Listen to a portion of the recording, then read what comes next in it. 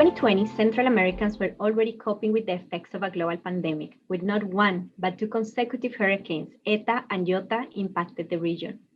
In Honduras, Nicaragua, and Guatemala, the hurricanes have catastrophic consequences on local populations, critical infrastructure, crops, and private assets. One thing that was quite evident from both hurricanes is that poverty in Central America continues to have a spatial dimension, with vulnerable populations enduring a fraction of the economic losses caused by disasters, but bearing the brunt of the impact.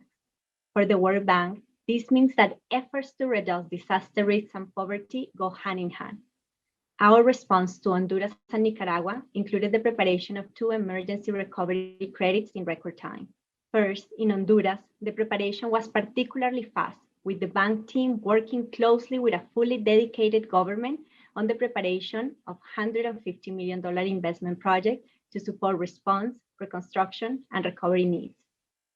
The project was submitted to the board within 3 weeks of the hurricanes, and it would finance the resilient rehabilitation and reconstruction of some 200 public and community works, the restoration and improvement of public services for 800 people, the provision of emergency response and relief services to 100,000 people, and the distribution of food to 72,000 people. It also aims at strengthening institutional capacity in the country to manage resilient and inclusive reconstruction and recovery from disasters. But how was the team able to respond so quickly? There are 3 key aspects. Number 1, a strong client engagement and deep understanding of the client needs and capacity. Number 2, clear guidance and management support to balance quality, flexibility, and urgency. And 3, leverage of the bank experience, country knowledge to develop framework projects and streamline project preparation. Second, in Nicaragua, the preparation was completed within 2 months of the event. The $80 million project will support the country's effort in the Caribbean Coast Autonomous Regions, which were impacted by the compound effects of both hurricanes. The autonomous regions have the highest incidence of extreme poverty in the country, making the population, which includes many indigenous people and Afro-descendants, especially vulnerable to external shocks.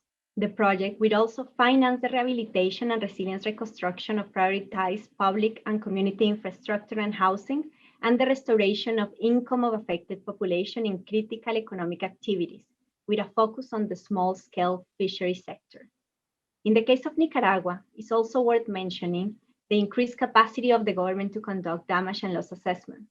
For Eta and Iota, the Nicaraguan government assessed the damage and losses within 3 weeks of the hurricanes, informing the timely mobilization of funds and early actions to our recovery plan, and providing key information for the project. As we're now seeing with the coronavirus, disasters expose existing social inequalities across the world.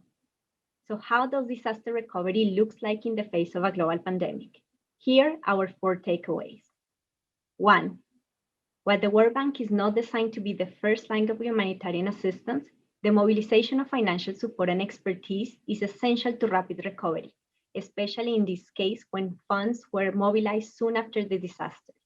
Both projects provide an opportunity to transform crises triggered by disaster into opportunities to strengthen existing portfolios, continue building in-country capacity to ready response to disasters.